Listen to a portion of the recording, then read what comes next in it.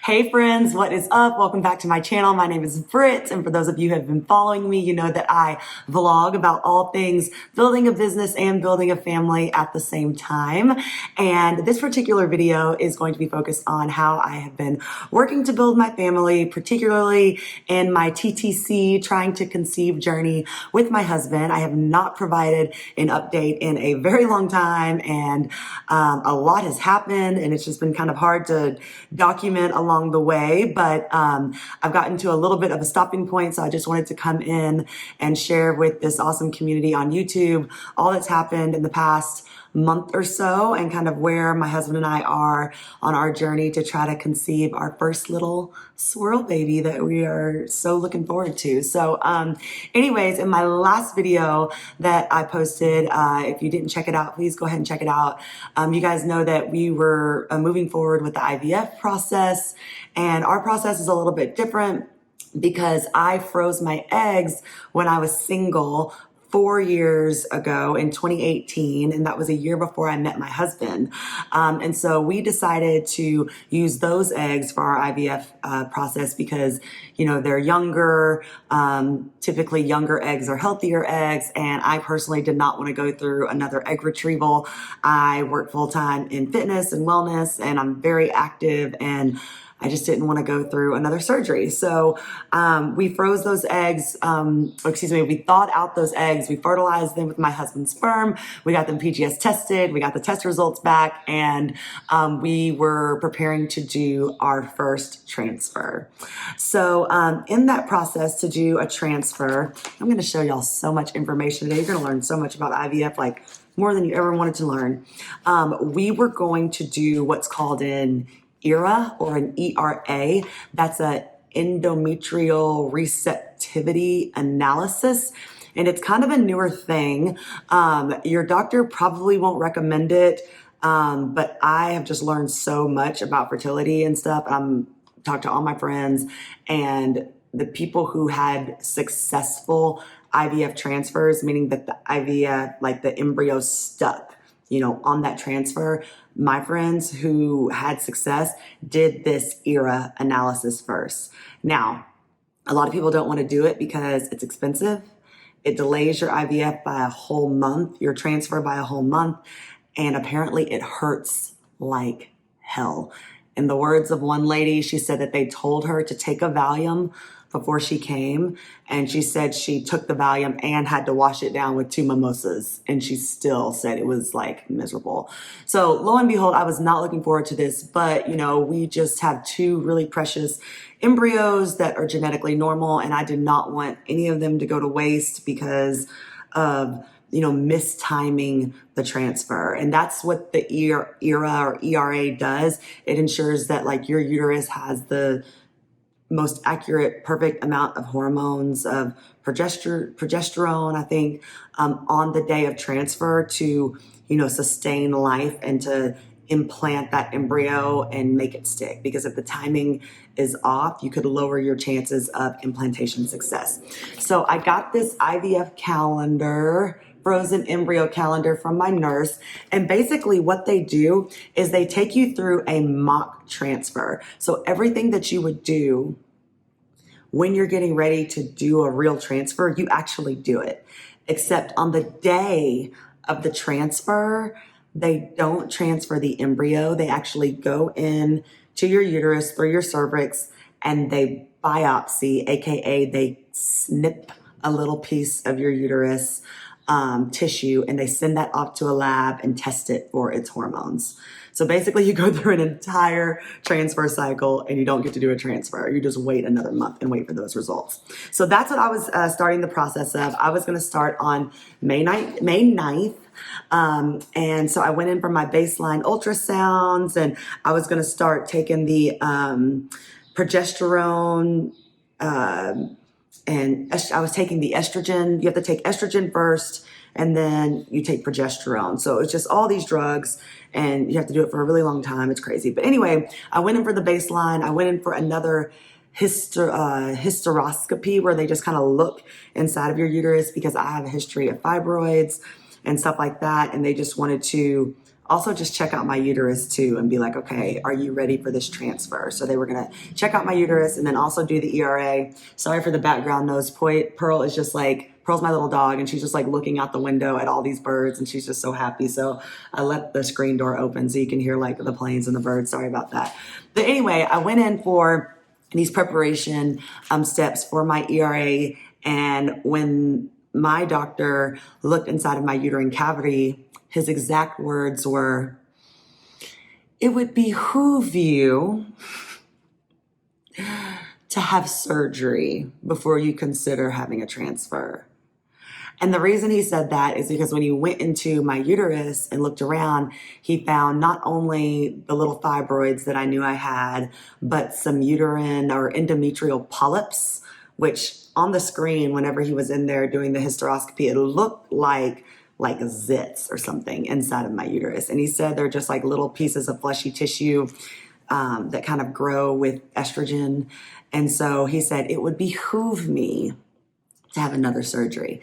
Keep in mind, I have already had 2 fibroid removal surgeries. I had one in 2018. I got it done laparoscopically, thank God. 5 years later, not in 2018, excuse me, in 2014, I had my first one. In 2018, 4 years later, I had another one where they removed 33 fibroids. And now I just have small fibroids. And he said that they're just, the issue is that they're small, so you never know if you really should have to take them out because of where they're positioned, they're right in my uterine lining, and that could really hurt the odds of an embryo implanting. So lo and behold, we ditched the whole ERA. Don't get to do that right now. And I'm scheduled for surgery. So that's what's been happening. So I'm filming this right now after my surgery. I had the surgery last Friday. Today is Wednesday. So what is that? Friday, Saturday, Sunday, Monday, Tuesday. I had it 5 days ago. I feel incredible. It was very easy. They did it vaginally. And they did it through a hysteroscopy. And so basically what that means is that I went under full anesthesia, had to go to a surgery center. They put me, under, because I guess it is an intense process, but they basically went in through my cervix with this little hysteroscope thing and went in and just like cut out all the polyps and the fibroids from inside of my uterus. So it was totally like painless. I wasn't on pain meds at all. Unlike the other 2 fibroid surgeries that I've had, this recovery, like I taught a fitness class on Sunday. I had the surgery on Friday. Like I felt nothing. I taught 2 classes yesterday. I taught a class on Monday. Like I feel really great. So it's a quick recovery process. I don't have my post-op appointment until Friday, so in 2 days. But after that, I might be cleared, and then I'll just give you guys an update on what the next steps are. But anyways, I just wanted to post this update to kind of share with you how Zach and I took the news. We decided to make the most of it because, to be honest, like, we want to be parents super, super bad. Like we know we want kids. We go back and forth on when we want to be parents. We've only been married for 1.5 years. We were only engaged for 6 months, and we are just loving like this season that we're in, and all the fun that we have to be dinks, dual income, no kids. So, we travel a lot. We went to St. Thomas a month ago, and then when we got the news of having the surgery, we had a Vegas trip planned with our families, and we decided to just splurge and make the Vegas trip longer because, I can drink and hang out. So we're thinking about planning a few more trips this summer because now that I, had this surgery, I have to wait for my uterus to heal for a few months. It's not like I can just start trying to have a baby again and just plan the transfer. And plus we still need to do that ERA analysis, and that takes a month too. So, the earliest that we would even consider doing a transfer is like 3 to 4 months from now. So we're kind of, just saying, this is where God has us right now, and we're just going to embrace it and enjoy being dinks, So took some video on the day of my surgery and after the surgery. So keep watching to see that if you have questions about it. But anyway, that's where we are right now. So please send prayers and good vibes and baby dust that my uterus heals great. Another thing my doctor said word for word is that my uterus is like Humpty Dumpty. He's like, you just can't quite, it just quite won't ever be perfect again. And you know what? At first I was kind of like, thanks, but it is what it is. I'm 36 years old. I've been through 3 surgeries on my uterus now. And, I know that when we get pregnant, it's going to be a miracle, and it's just going to be another opportunity to glorify God and show that the impossible is possible. So anyways, I got lots of cool pics and videos from our recent trip. So stay tuned watching that. And also I filmed some updates from surgery. So post below if you have any questions on the process. And thanks so much for your love, support, and good vibes as we continue on this journey. Love you guys. Hey guys, what's up? Today is Friday, May 28th, here with my handsome Kindle. Thank you for the ride. You're welcome, anytime. Thank you for chauffeuring me. Always. So today is surgery day, not something that I was expecting to happen nor looking forward to, but kind of, it is what it is. So this is another step in our journey to little baby Wold.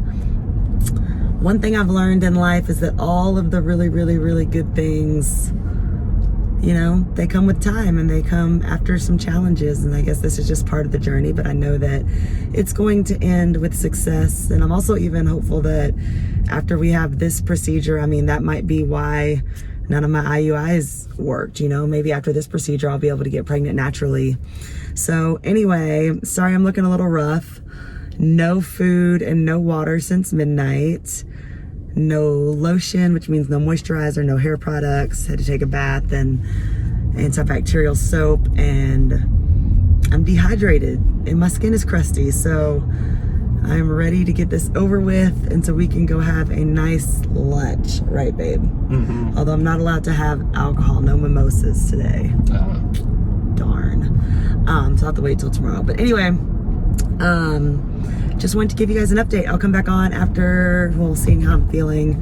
If not today, then tomorrow, and just kind of let you guys know how the procedure went. And hopefully everything goes really well, and we're one step closer. What is up, guys? Happy Saturday. I am just here having a little coffee date with my dog, Pearl. Pearl, do you like it? It was good? It's all gone.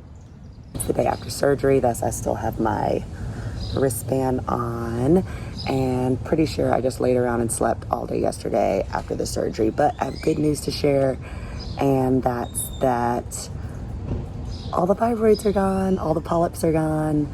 I have a cleaned out uterus, and hopefully I'm very ready for a transfer. So that was very good news yesterday.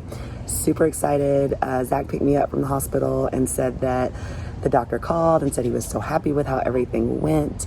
And, he got all the polyps. He got the entire fibroid. He thought he was only going to be able to get a part of it. We got the whole thing. And so now we're just going to let my uterus heal for a few months and hopefully do a transfer very soon. So this was a little, detour that we didn't want to take, but I'm glad it was successful. And I'm glad that, my chances of being successful are so much higher. So anyway, that's the